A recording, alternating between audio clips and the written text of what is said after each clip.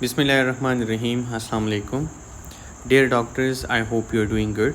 This is Dr. Saeed Ali from MedExpert.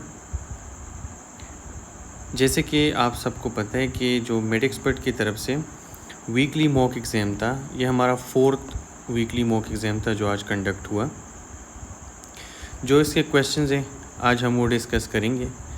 इसके अलावा आप सब जितने भी डॉक्टर्स जो हैं आज अटैम्प्ट दे रहे हैं, तो आप लोग जब अपना अटैम्प्ट दे दें तो उसके बाद जो है जो MCQ के जो आपके रॉन्ग हुए हैं, जहाँ पे आपने रॉन्ग ऑप्शन पुट किया है, तो फिर आप लोग लाजमी एक दफ़ा उन MCQs को पढ़ लीजिए। ठीक है, MCQ यानी एग्ज़ाम के बाद आप लोगों को वहाँ पे जो एक्सप्लेनेशन है वो मिल जाता है। हर MCQ के नीचे जो है वो फिर आपको एंड पे एक्सप्लेनेशन मिल जाती है, वो आप पढ़ लें।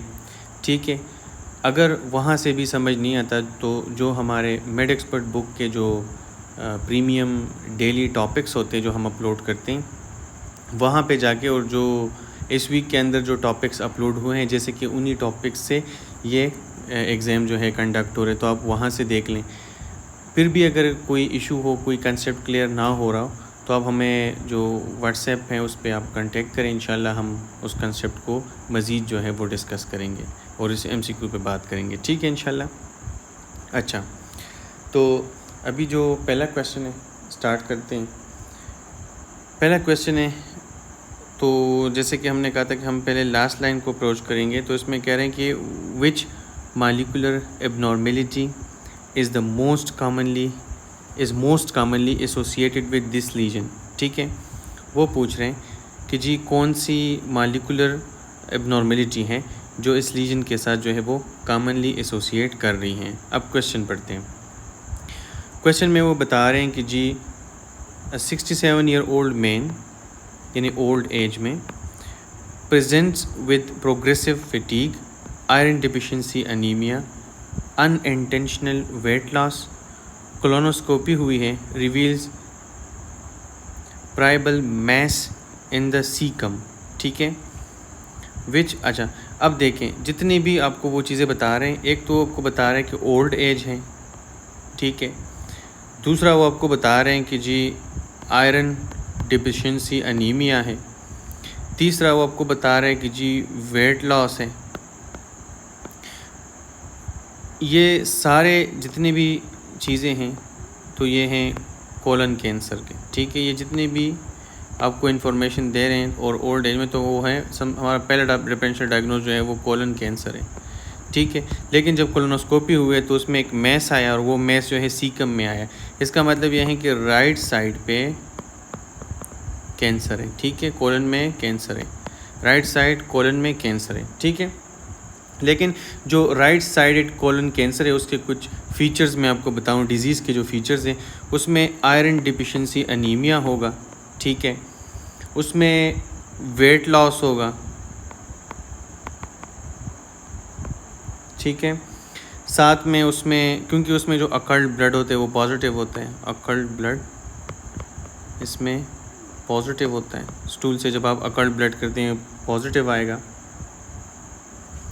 स्टूल फॉर अकल्ट मतलब जब आप भेजेंगे वो पॉजिटिव आएगा। ठीक है, राइट साइड पे जो है वो मैस आएगा यानी सीकम के पास। ठीक है, अच्छा, और इसमें जो मॉलिक्यूलर लेवल पे जो एबनॉर्मेलिटी होती है उसको हम कहते हैं MSI। MSI का मतलब है माइक्रो सैटेलाइट इंस्टेबिलिटी। ठीक है, ये इसका क्लासिक फीचर है। अच्छा, जो माइक्रो सैटेलाइट इंस्टेबिलिटी है तो असल में ये है क्या, मैं इस पे भी थोड़ा सा बात कर लूँ। माइक्रो सैटेलाइट जो है असल में ये शॉर्ट रिपीटेड DNA सीक्वेंसेस होते हैं। अगर मैं आपको मिसाल दूँ, ये जैसे कि मैं लिखूँ खेट खेट खेट खेट। ठीक है, ये अगर आप देखें ये शॉर्ट रिपीटेड जो है ये क्या होते हैं, DNA के सीक्वेंस होते हैं। अब इसमें क्या होता है कि जब सेल डिवाइड होता है और जब ये कापियाँ बनती हैं तो इसमें ये कभी कभार जो है इसमें मिस्टेक्स आ जाते हैं। जैसे कि अगर इस तरह मैं लिखता जाऊँ CTA, ठीक है। तो फिर जब इस तरह इसमें मिस्टेक्स आ जाते हैं, एरर्स आ जाते हैं, तो उन एरर को ठीक करने के लिए कुछ रिपेयर प्रोटीन्स होते हैं जो उस पर काम करते हैं। वो क्या है कि उसको हम कहते हैं MMR। MMR जो है वो असल में मिसमैच रिपेयर जीन्स होते हैं। तो वो जो MMR होते हैं, MMR मिसमैच रिपेयर जो जीन्स होते हैं, MMR जीन्स, ठीक है, वो करते क्या हैं कि वो इन्हीं सीक्वेंस को चेक करते हैं और जहाँ पे कोई एरर होता है, जैसे कि अगर आप देखें इधर होना चाहिए कि केट ऐसे होना चाहिए था। जब सेल डिवीजन हुआ और DNA सीक्वेंसेस बन रहे थे, उसमें केट और CTA इस तरह हुआ। तो अब जब MMR जीन जो है वो यहाँ पे सीक्वेंस चेक करेंगे, वो थारोली चेक करेंगे, तो वो उसमें ये जो करेक्शन है ये करके इसको केट कर देंगे, ठीक है। जो करेक्शन होती है वो उन करेक्शंस को ये करता है, ठीक है। अब ये जो है, ये जो मैं सीक्वेंस बता रहा हूँ, ये असल में आपका क्या है, माइक्रो सैटेलाइट है। अब ये स्टेबल है, ठीक है, ये बिल्कुल सही सीक्वेंस से जा रहे हैं। लेकिन अब अगर MMR जीन में डिफेक्ट हो जाए, यानी ये MMR जीन अगर अपना काम सही तरीके से ना करें, तो यहाँ पे जो एरर है वो रह जाएगा। जब वो रह जाएगा तो ये अनस्टेबल जो है, यानी अनस्टेबिलिटी आ जाएगी। तो इसको हम कहते हैं माइक्रो सैटेलाइट अनस्टेबिलिटी। और ये जो है काफ़ी ज़्यादा चीज़ें हैं जिससे वो बन जाती हैं, जिससे मतलब वो डिजीज़ जो है वो जन्म लेती हैं। और उसमें सबसे पहले जो चीज़ है उसको हम लेंच सिंड्रोम कहते हैं, ठीक है। यानी ये जो फिनोमेना होता है इसको फिर हम कहते हैं लेंच सिंड्रोम, ठीक है। जो लेंच सिंड्रोम है इसके साथ मोस्ट कॉमनली एसोसिएट करता है, यानी इसमें MSI जो है ये इसमें मतलब माइक्रो सैटेलाइट इंस्टेबिलिटी इसमें होती है, ये इसका सिग्नेचर है, ठीक है, लेंच सिंड्रोम का। लेकिन याद रखें कि ये जो है रिस्क बन जाता है मेनी कैंसर्स का, जिसमें जो सबसे टॉप पे हमारा राइट साइडेड कोलन कैंसर है, ठीक है, उसका एक बहुत बड़ा सबब बनता है। साथ में एंडोमेट्रियल कैंसर का एक सबब बनता है, ठीक है, याद रखना है। तो MSI जो मॉलिक्यूलर लेवल पे जो इंस्टेबिलिटी है, यानी माइक्रोसैटेलाइट इंस्टेबिलिटी है जो DNA सीक्वेंस के अंदर, तो वो जो है मेनली एसोसिएट जो है वो किन कैंसर्स में है, वो किन डिजीज़ के साथ है। तो वो मैंने कहा कि लेंच सिंड्रोम में होता है। फिर जो है इसके रिस्क में क्या कौन कौन से कैंसर्स हो सकते हैं, उसमें राइट साइडेड कोलन कैंसर हो सकता है और एंडोमेट्रियल कैंसर्स हो सकते हैं। तो स्टूडेंट्स आपने ये चीज़ें याद रखनी है, ठीक है, ये पूरा कंसेप्ट है इसका। अच्छा, नेक्स्ट क्वेश्चन में क्या पूछ रहे हैं जी,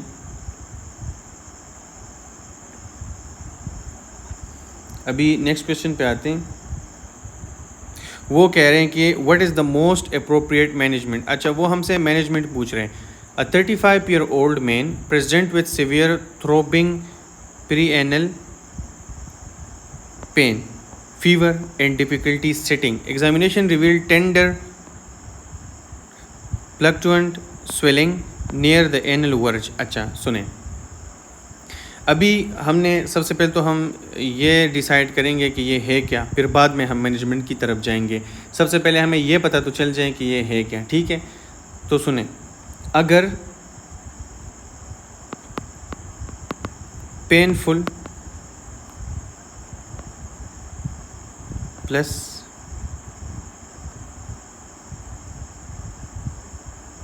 सुने, अगर पेनफुल फ्लक्चुएंट स्वेलिंग हो, ठीक है, एनल के पास, एनल वर्जन एनल के पास, जो एनल एरिया है उसके पास, ठीक है, अगर इस तरह हो। फ्लक्चुएंट स्वेलिंग का मतलब ये है कि वो प्लपी हो, ऐसे जैसे कि सिस्ट हो, यानी एक सिस्ट जैसे कि पस पिल्ड सेक हो, ठीक है, जिसको एब्सेस मैं कह सकता हूँ, एब्सेस हो, ठीक है। तो अगर एक एब्सेस हो, ये उसकी बात करें, उसी तरह जब आप उसको दबाएंगे तो वो फ्लक्चुएट होगा, ठीक है, दब जाता है प्रेशर से। तो अगर ये चीज़ें हों, ठीक है, साथ में प्लस फीवर हो, मतलब पेनफुल फ्लक्चुएंट स्वेलिंग हो एनल वर्ज में प्लस फीवर हो, तो याद रखना है ये क्या है, ये है एनल एब्सेस है, ठीक है, प्री एनल एब्सेस, सॉरी।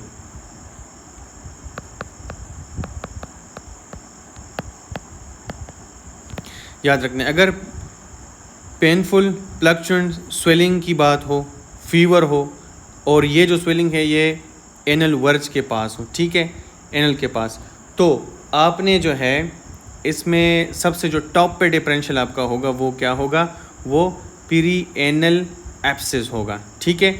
जो गोल्ड स्टैंडर्ड ट्रीटमेंट है, इसकी जो मैनेजमेंट है वो आपका यह है कि एब्सेस हैं तो एब्सेस को हम क्या करते हैं, ड्रेन करते हैं। सबसे पहले हम इसको क्या करेंगे, ड्रेन करेंगे, यानी इंसिशन के साथ पहले इंसिशन लगाएंगे, कट लगाएंगे और फिर उसको ड्रेन कर देंगे, ठीक है।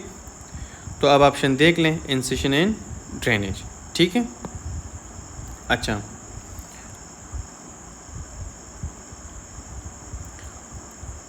तो अभी इसमें एक और चीज़ है कि पेरिएनल एब्सेस पे जैसे हमने बात की कि इसमें पेन होता है, फीवर होता है, फ्लक्चुएंट स्वेलिंग होता है, तो फिर इसको हमने जो ट्रीट करना है, इसका मतलब मैनेज करना है, तो उसको हमने इंसाइज करके ड्रेनेज यानी ड्रेन करा देना है, ठीक है।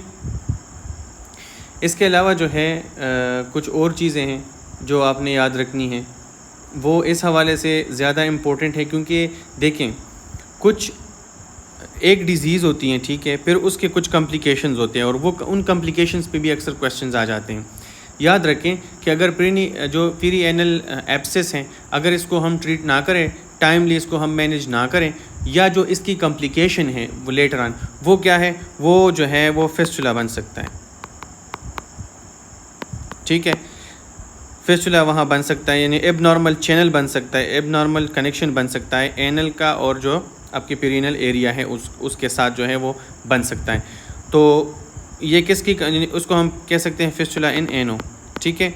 तो फिस्टुला इन एनो जो है वो कॉम्प्लिकेशन है किस डिज़ीज़ का, वो है पेरिएनल एब्सेस का, ठीक है, याद रखना है। और फिस्टुला इन एनो में क्या होगा कि आपको जो डिस्चार्ज होता है, ठीक है, ड्रेनेज मतलब डिस्चार्ज आएगी, वहाँ से एक सुराख बन जाता है जो कि आपको पेरिनियम के पास नज़र आएगा और उसी ट्रैक से जो है फिर वो डिस्चार्ज वगैरह शुरू होना स्टार्ट हो जाते हैं, ठीक है। पहले वो प्लपी वो होता है, सिस्ट की तरह फ्लूइड फिल्ड होता है, पस उसमें होता है, लेकिन जब वो आगे कॉम्प्लिकेशन में चले जाते हैं तो फिस्टुला इन एनो वो बना सकते हैं, ठीक है। नेक्स्ट क्वेश्चन में आ जाए। अच्छा, नेक्स्ट क्वेश्चन में क्या है कि जी what is the most likely diagnosis, वो डायग्नोज पूछ रहे हैं। कह रहे हैं कि 24 year old man develops recurrent purulent discharge from external opening near the anus 6 weeks after drainage of perineal abscess. देखें, ये कह रहे हैं कि एक 24 साला मर्द हैं, वो जो है उसको प्लूरेंट डिस्चार्ज है बार बार इन रिकरेंट, और क्या हुआ था कि वहाँ पे एक एक्सटर्नल ओपनिंग बनी है नियर द एनस, यानी एनस के पास 6 हफ्ते पहले क्या हुआ था कि उसको ड्रेनेज हुआ था, यानी जो पेरिएनल एब्सेस था उसकी ड्रेनेज हुई थी। जैसे कि हमने ऊपर बात की कि गोल्ड स्टैंडर्ड ट्रीटमेंट है एब्सेस की, ड्रेनेज इंसेशन और ड्रेनेज जो है वो हुई थी। तो अब जो है ये इश्यूज़ आ रहे हैं जो ऊपर वो उन्होंने बता दिए आपको। तो मैंने जब आपको किन कॉम्प्लिकेशन में क्या आएगा, उसमें आएगा फिस्टुला इन एनो, ठीक है, दिस इज़ फिस्टुला इन एनो, ठीक है।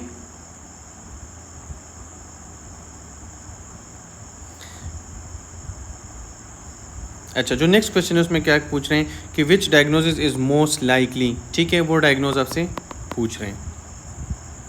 कह रहे हैं कि 22 ईयर ओल्ड ओबिस हर्सूट मैन, हर्सूट का मतलब है हेयरी, यानी बहुत ज़्यादा हेयर है उसके जिस्म पे, बाल है, present with pain and intermittent purulent discharge from the natal cleft. Natal cleft क्या है, यानी दो बटक्स के बीच में जो एरिया होती हैं बटक्स के बीच में, वहाँ उसको हम कहते हैं क्या, नेटल क्लिफ्ट उसको हम कहते हैं, ठीक है।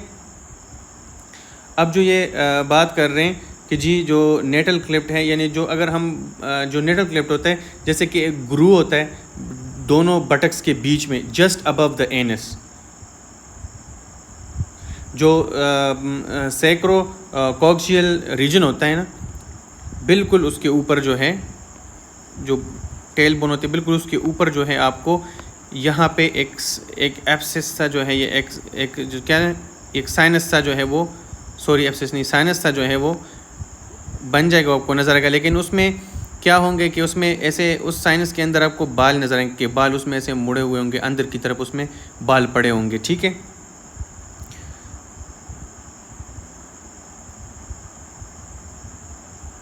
अच्छा, असल में जो सिस्ट हैं, जैसे जो साइनस है उसके अंदर जैसे बाल पड़े तो वो नाम से ही जाहिर है। पाइलो यानी पाइलो का मतलब अगर हम कहें, मैं अगर मेमोरी ट्रैक पे बताऊं को पाइलो का मतलब अगर हमसे पाइल अप हेयर, ठीक है, जिन्हें हेयर इन द नेटल क्लिप्ट, जो कि अगर नेटल क्लिप्ट में अगर हेयर आ जाएं, ठीक है, और वो अंदर की तरफ जो है वो स्किन में अंदर चले जाएं और वो एक साइनस बना दें, वो वहाँ पे इन्फेक्शन कर दें, ठीक है, इन्फ्लेम्ड कर दे उस जगह को, तो उसको हम कहते हैं क्या कहते हैं उसको हम कहते हैं पाइलोनाइडल साइनस उसको हम कहते हैं, ठीक है।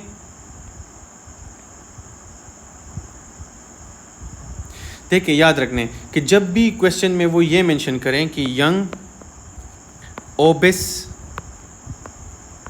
हिरसूट, हिरसूट का मतलब ये हेयर, ठीक है, यानी उसको बहुत हेयरी मेल प्लस नेटल क्लिप्ट की बात करें तो इसका मतलब ये है कि हेयर इन द साइनस है, और इसका आंसर जो है क्या है, पाइलोनाइडल साइनस है, ठीक है, पाइलोनाइडल साइनस, ये आपने याद रखना है, ठीक है।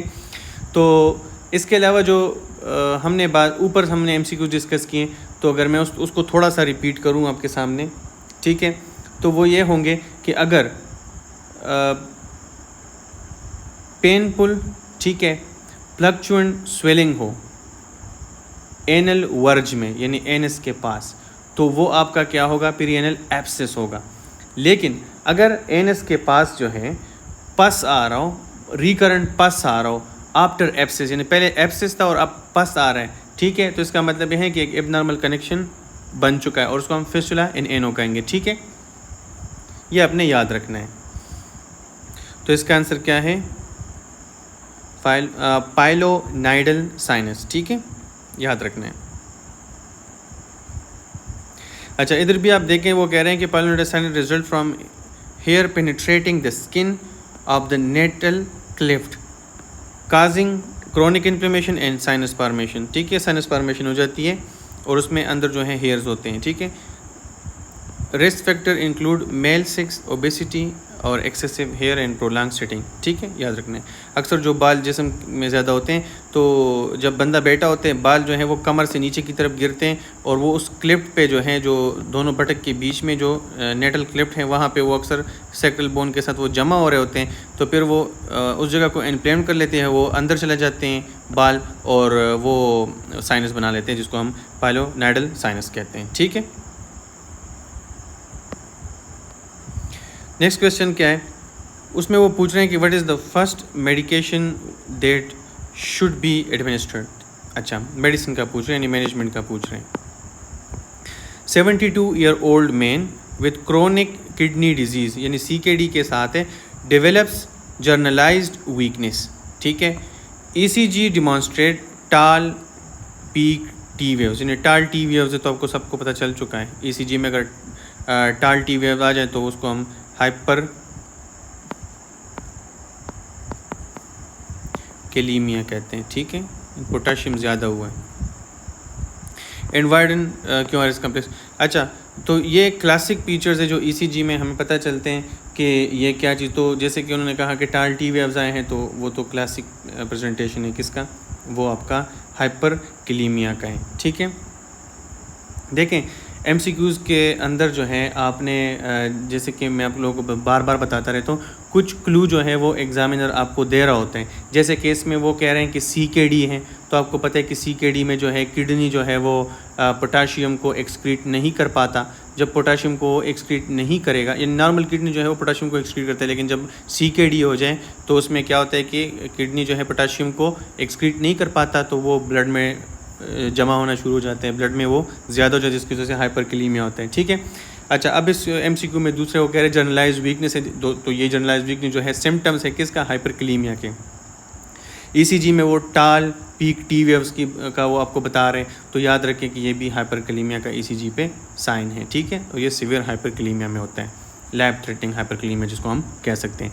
देखें जो फर्स्ट स्टेप है ना हाइपरकैलीमिया का, उसका तो पूरा प्रोटोकॉल है कि उसमें हमने क्या क्या करना है, ठीक है, लेकिन फर्स्ट जो है हमने क्या करना है कि कार्डियक मेम्ब्रेन को क्या करना है, कार्डियक मेम्ब्रेन को स्टेबल करना है, ठीक है। कार्डियक मेम्ब्रेन को किस तरह स्टेबल करना है, उसको हम कैल्शियम ग्लूकोनेट से स्टेबल करेंगे। ठीक है, सबसे पहले हमने कार्डियक यानी हार्ट को प्रोटेक्ट करने विद IV कैल्शियम ग्लूकोनेट के साथ। ठीक है, कैल्शियम ग्लूकोनेट जो है वो पोटाशियम को कम नहीं करेगा। ठीक है, यानी हाइपरक्लेम सबसे पहले ये मेम्ब्रेन यानी जो कार्डियक मेम्ब्रेन है उसको स्टेबलाइज करेगा। ठीक है, उसको प्रोटेक्ट करेगा, सबसे पहले उसको प्रोटेक्ट करेगा।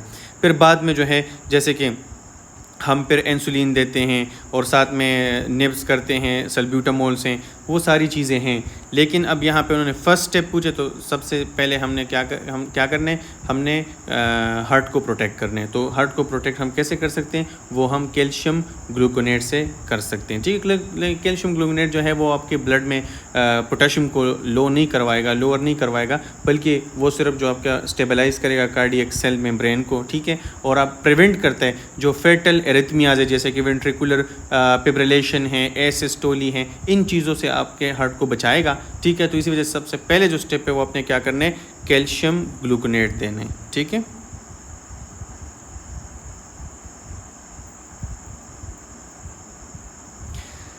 अच्छा नेक्स्ट क्वेश्चन है, उसमें वो कह रहे हैं कि जी which diagnosis best explain these findings. अच्छा, वो आपसे डायग्नोसिस मांग रहे हैं। क्वेश्चन में है कि जी hospitalize patient becomes confuse, develop generalize weakness, laboratory studies show sodium 118 जो कि बहुत ही कम है। ठीक है, 135 तक नॉर्मल होता है और ये 118 है जो कि बहुत ही कम है। अच्छा, लो प्लाज्मा ओस्मोलेलिटी है, ये भी सेकंड पॉइंट आपको मिल गया कि जो प्लाज्मा ओस्मोलेलिटी है वो भी लो है। अब क्या कह रहे हैं कि जी जो हाई यूरिन सोडियम है। ठीक है,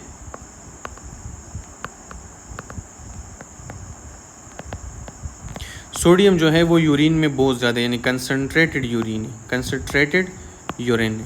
ठीक है, अच्छा सुने, इसका बहुत सिंपल कंसेप्ट मैं भी आपको बताता हूँ।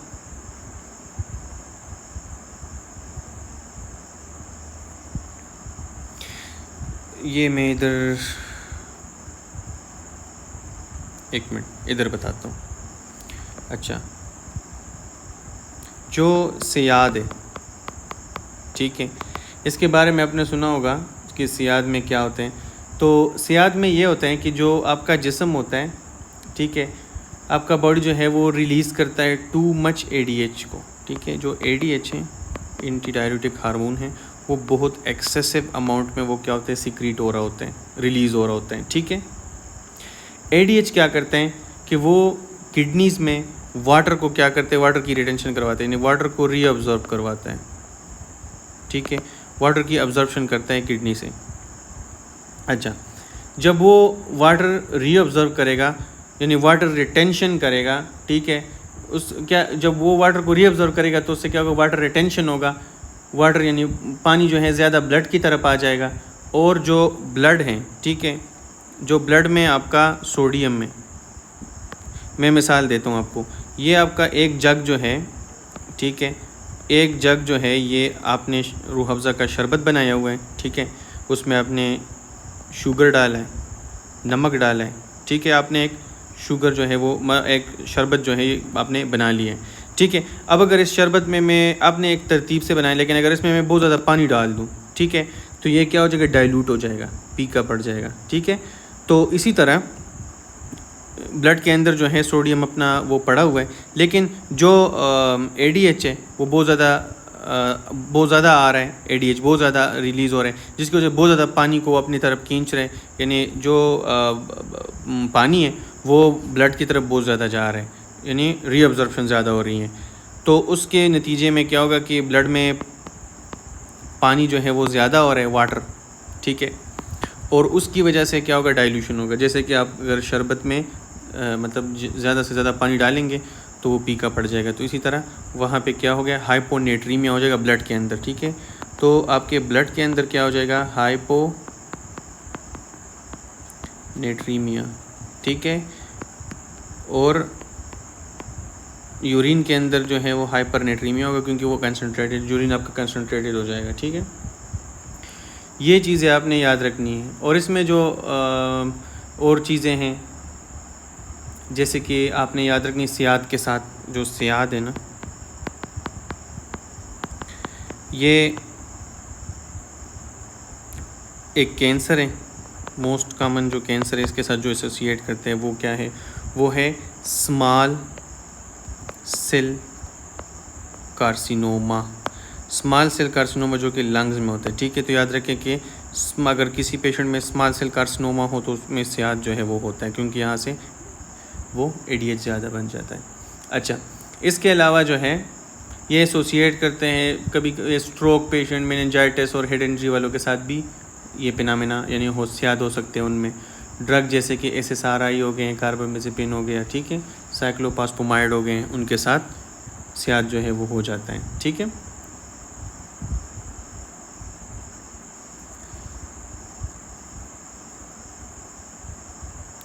आई होप आप लोगों को यहाँ तक समझ आ गया होगा। नेक्स्ट क्वेश्चन पे चलते हैं। What is the most likely degree of dehydration. अच्छा, वो डिग्री ऑफ डिहाइड्रेशन पूछ रहे हैं, ठीक है। तो जो डिग्री ऑफ डिहाइड्रेशन है बहुत ही सिंपल है। मैं आपको सबसे पहले जो डिग्री ऑफ डिहाइड्रेशन है वो बता दूं। देखें, एक होता है नो डिहाइड्रेशन, एक होता है सम डिहाइड्रेशन या जिसको मॉडरेट भी कहते हैं, मॉडरेट या सम डिहाइड्रेशन। एक होता है सिवियर डिहाइड्रेशन, ठीक है। तो जो नो हाइड्रेशन है उसमें क्या होता है कि बच्चा जो है वो अलर्ट होता है,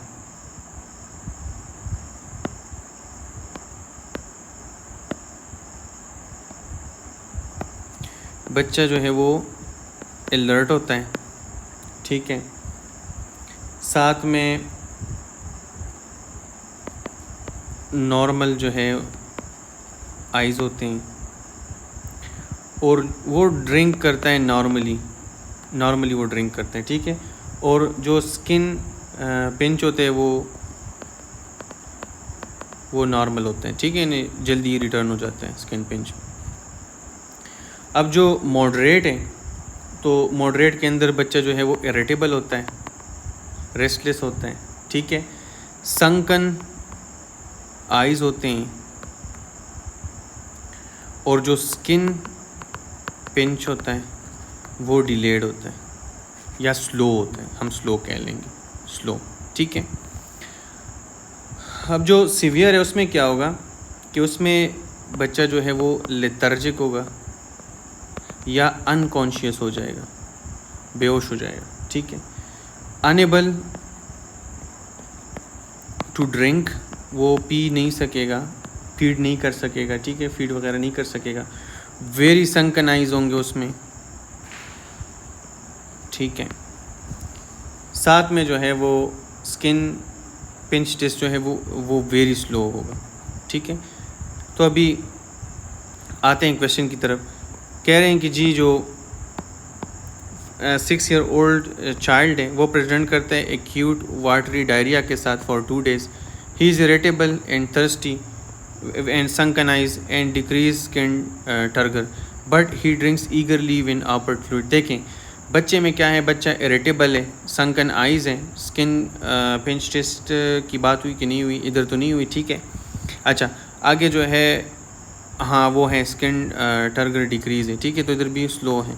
अच्छा, साथ में जो है वो sunken eyes है, इधर भी sunken eyes है। अब वो कह रहे हैं कि जी वो ड्रिंक कर रहे हैं ईगरली, जब उसको आप फ्लूइड देते हैं वो ईगरली वो ड्रिंक करता है। तो इधर हमने कहा, इधर जो है वो ड्रिंक तो ईगरली करेगा, यानी इधर ड्रिंक करेगा ईगरली, मैं ये पॉइंट इधर भूल गया, ठीक है। और यहाँ पे हमने कहा कि अनेबल टू ड्रिंक है, इधर तो बिल्कुल नहीं पी सकता, ठीक है।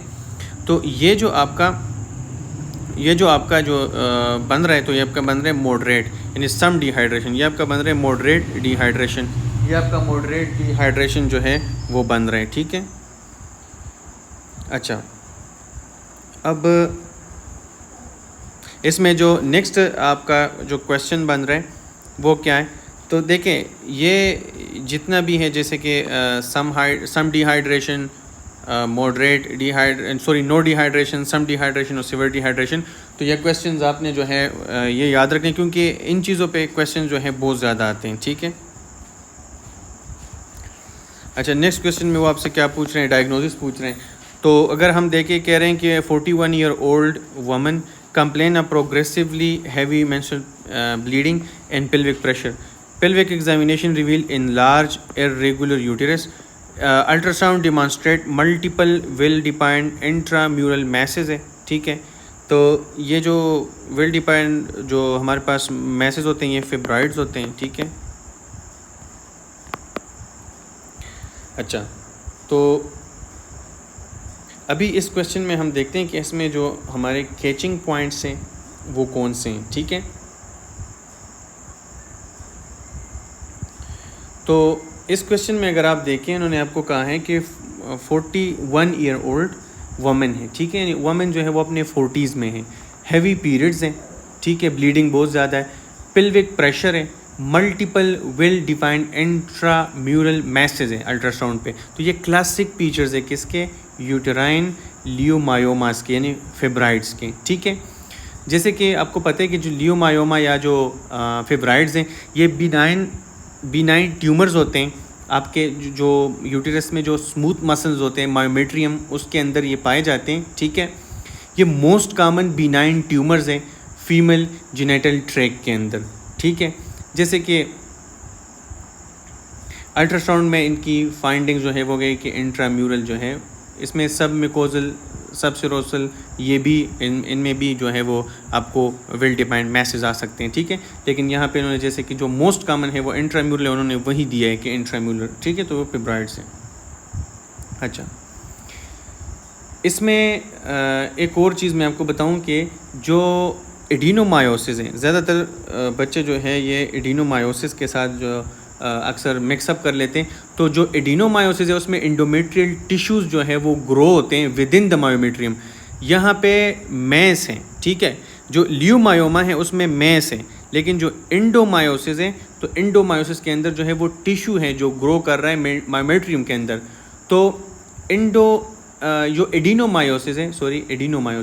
एडिनोमायोसिस के अंदर क्या होगा कि uniformly enlarge bogie tender uterus होगा, ठीक है। उसमें यूनिफॉर्मली जो है वो जो यूटेरस होगा वो एनलार्ज होगा, लेकिन यूनिफॉर्मली, ठीक है। यहाँ पे उन्होंने कहा है कि एनलार्ज हैं लेकिन इर्रेगुलर यूटेरस है। तो अगर एनलार्ज हो और इर्रेगुलर हो तो इसका मतलब है कि फिब्रॉइड्स हैं, यानी लियोमायोमा है। और अगर वो कहें कि वहाँ पे यूनिफॉर्म बोगी यूटेरस हैं तो इसका मतलब ये होगा कि वो फिर आगे एडिनोमायोसिस की बात कर रहे हैं, ठीक है। तो ये कुछ चीज़ें जो आप लोगों ने याद रखनी है, ठीक है।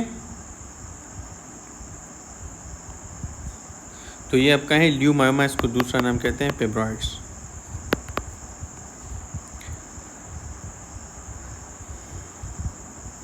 अच्छा, जो नेक्स्ट क्वेश्चन है उसमें वो क्या पूछ रहे हैं कि which malignancy is most strongly associated with this disorder. अच्छा, वो मैलिग्नेंसी पूछ रहे हैं, वो पूछ रहे हैं कि 63 ईयर ओल्ड स्मोकर है, ठीक है, ओल्ड एज है और स्मोकर भी है। Reports proximal muscle weakness that improves after repeated movements. देखें, मसल वीकनेस है जो कि एक्टिविटी के साथ इम्प्रूव हो रहा है, ठीक है। तो हमने कहा था कि अगर मसल वीकनेस हो और वो एक्टिविटी के साथ इम्प्रूव हो रहा हो तो हमने इसके लिए कहा था कि वो होगा लैम्बर्ट ईटन मैस्थेनिक सिंड्रोम होगा, ठीक है।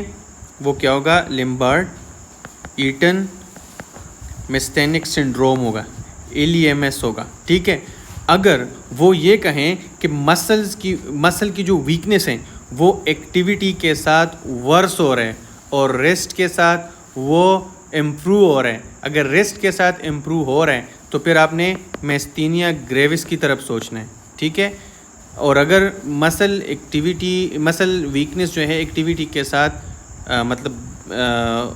क्या कह रहे हैं, इम्प्रूव कर रहे एक्टिविटी के साथ, तो फिर आपने LEMS यानी लैम्बर्ट ईटन मैस्थेनिक सिंड्रोम के तरफ सोचना है, ठीक है। बाकी हमने ये जो मैस्थेनिया ग्रेविस है या जो LEMS है, लैम्बर्ट ईटन मैस्थेनिक सिंड्रोम है, इस पर हमने डिटेल में बात की हुई थी पिछले लेक्चर में, ठीक है। और ये भी हमें पता है कि जो लम्बार्ड ईटन मेस्थेनिक सिंड्रोम है, तो इसके साथ जो है जो कैंसर जो सबसे ज़्यादा एसोसिएट करता है वो है स्मॉल सेल लंग कार्सिनोमा। याद रखना है, जो स्मॉल सेल लंग कार्सिनोमा है ये सियाद के साथ, सियाद में भी इसके एसोसिएशन थे, ठीक है, और यहाँ इस सिंड्रोम के साथ भी इसके एसोसिएशन है, तो ये आप लोगों ने नहीं भूलना, ठीक है। अच्छा, इसके अलावा नेक्स्ट क्वेश्चन है, उसमें क्या वो पूछ रहे हैं,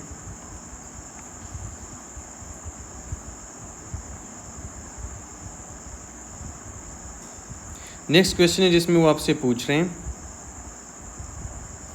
कि which nutrition disorder is this. अच्छा, न्यूट्रिशन डिसऑर्डर पूछ रहे हैं। 2-year-old चाइल्ड है, develop generalised oedema, abdominal distinction, sparse depigmented hairs in flaky paint dermatitis, ठीक है, after prolong intake of carbohydrate rich diet. अच्छा देखें, दो डिजीज़ है, एक जो है मरासमस है और एक जो है आपका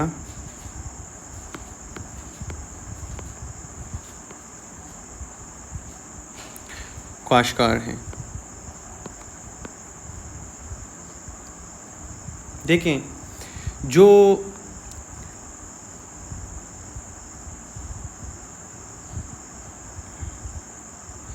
काशकार हैं उसमें क्या है, उसमें आपका प्रोटीन डिफिशिएंसी होता है, ठीक है,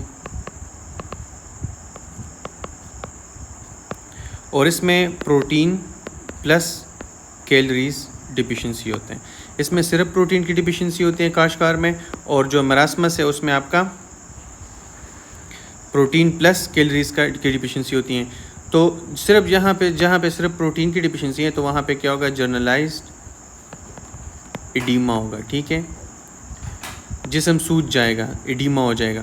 और इधर जो है जैसे कि कैलोरी की भी डिफिशिएंसी है तो यहाँ पे मसल वेस्टिंग होगी, ठीक है, बिल्कुल पतला सा बच्चा होगा, ठीक है, मसल वेस्टिंग के साथ, तो वो मरासमस होगा, ठीक है, और जो एडिमेटस होगा और प्रोटीन डिफिशिएंसी के साथ तो वो काशवार होगा, ठीक है, न्यूट्रिशन डिफिशिएंसीज है।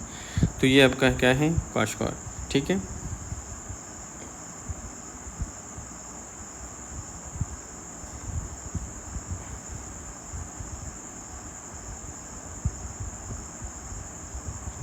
अच्छा, नेक्स्ट क्वेश्चन में क्या पूछ रहे हैं कि which paraneoplastic syndrome is commonly associated with this condition. अच्छा, क्वेश्चन में क्या कह रहे हैं कि 68-year-old man present with painless gross haematuria, left sided flank में पेन के साथ आया है, एंड एन एब्डोमिनल मैस है, ठीक है, ये RCC की बात हो रही है, ठीक है। अच्छा, CT reveals renal cortical mass, ठीक है, यानी रीनल में मैस भी है, तो ये मोस्ट जो कॉमन कैंसर है वो क्या है, वो RCC है, और ये प्रेजेंटेशन जो है RCC के साथ होते हैं, ठीक है। अब आगे बढ़ते हैं, ठीक है, कि RCC में मतलब हमारे साथ क्या क्या होता है। अच्छा, तो जो मोस्ट कॉमन आपका डायग्नोज बन रहा था जिसमें हमने कहा कि RCC जो है वो मोस्ट कॉमन मैलिग्नेंट ट्यूमर है एडल्ट किडनी के अंदर। इसके रिस्क फैक्टर्स जैसे कि स्मोकिंग है और हाइपरटेंशन, ओबेसिटी, इसके अलावा जो है VHL सिंड्रोम जो है। लेकिन याद रखें, कुछ चीज़ें हैं मैं आपको यहाँ पे बताना चाहता हूँ। जो RCC हैं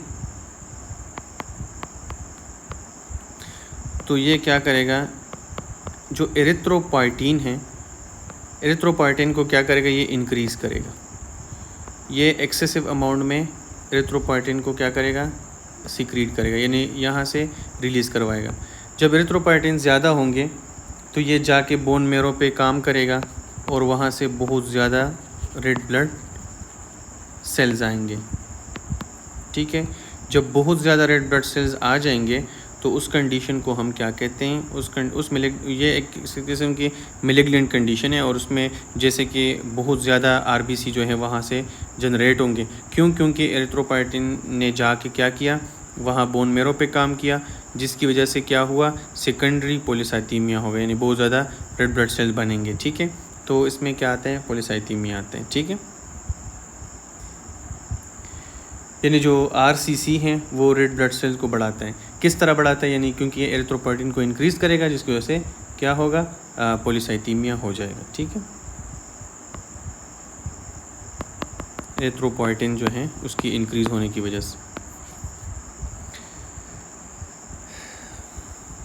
अच्छा, नेक्स्ट क्वेश्चन है, उसमें क्या कह रहे हैं कि which complication is most directly cause by decrease erythropoietin production. अच्छा, वो अब जैसे कि ऊपर वाला क्वेश्चन था उसमें एरिथ्रोपोएटिन जो है वो ज़्यादा थे।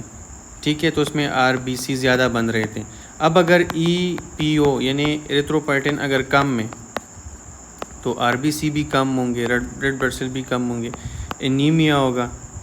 ठीक है, लेकिन जैसे कि आगे चलो पढ़ते हैं क्या कह रहे हैं वो।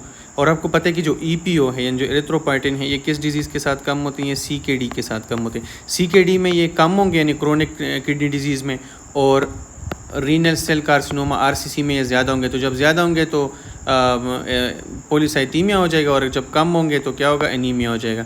लेकिन आपको पता है कि क्रोनिक डिजीज़ में क्या होता है, जैसे कि चलो आगे स्टेटमेंट पहले पढ़ते हैं।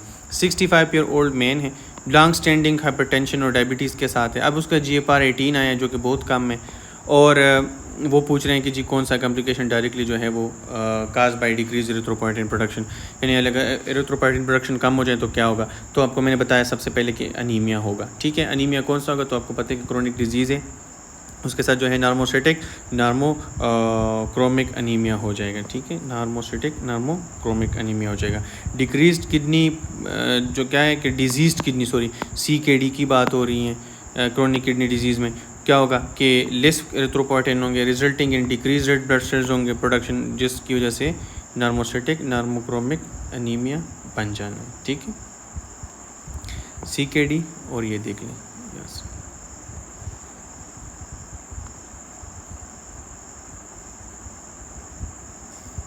अच्छा, नेक्स्ट क्वेश्चन में वो डायग्नोज मांग रहे हैं। ठीक है, 5 ईयर ओल्ड चाइल्ड है, यानी छोटा बच्चा है, उसको ब्लडी डायरिया हुआ है after eating under cook meat. ये क्लासिक प्रेजेंटेशन है। ठीक है, अंडर कुक मील के अंदर जो है, जैसे कि आप सबको पता है कि जो अंडर कुक मील होता है उसके अंदर E.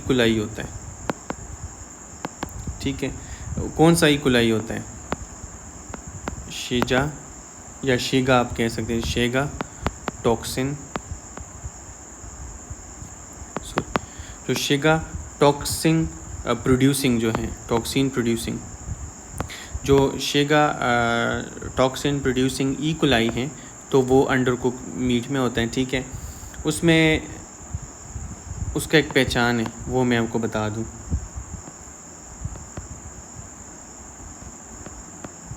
एक मिनट,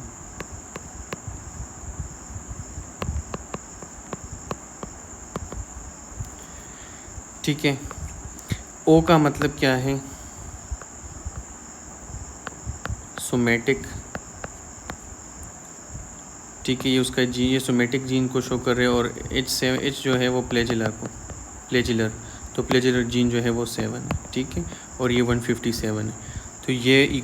जो है ये आपका क्या करवाता है, ये आपका एक सिंड्रोम करवाता है जिसको HUS कहते हैं। ठीक है, HUS में आपके पास क्या आएगा, HUS का एक ट्राइएड है।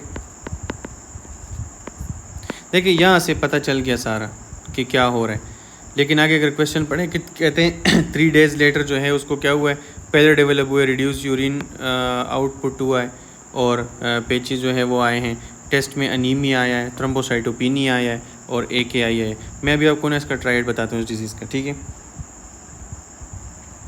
याद रखिए इसमें ना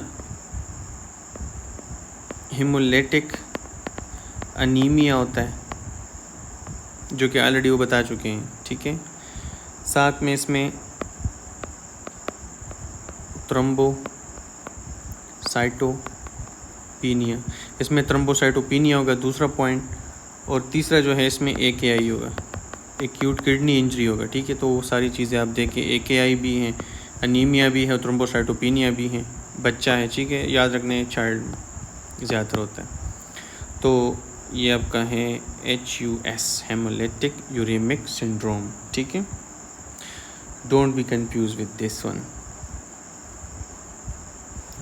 अच्छा, नेक्स्ट क्वेश्चन में क्या पूछ रहे हैं कि जी डायग्नोसिस बताएं। ये क्वेश्चन मैं एक्सप्लेन कर चुका था, लेकिन अभी चलो फिर से कर लेते हैं। डायग्नोसिस पूछ रहे हैं आपसे, वो कह रहे हैं कि 45 साल एक ओबिस मैन है, ठीक है, वो फास्टिंग प्लाज्मा ग्लूकोज उसका हुआ है, वो 112 आया है और HbA1c 6.1 आया है। तो वो कह रहे हैं कि जी आप बता दें कि क्या है।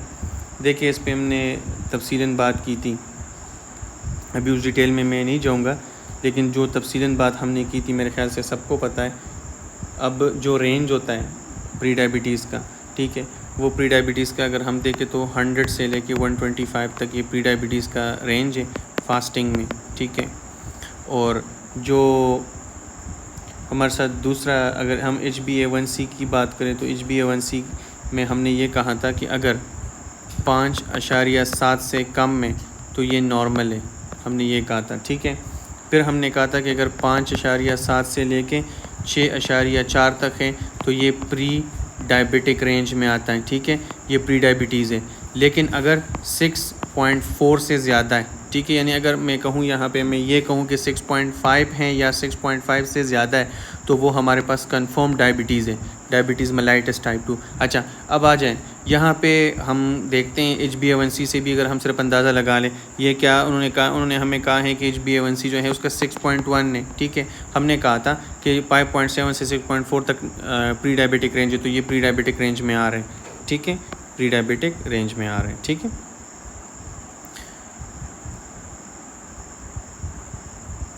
अच्छा, तो स्टूडेंट्स अभी यहाँ तक किया, यानी 14 तक हमने ये एक्सप्लेन कर दिए।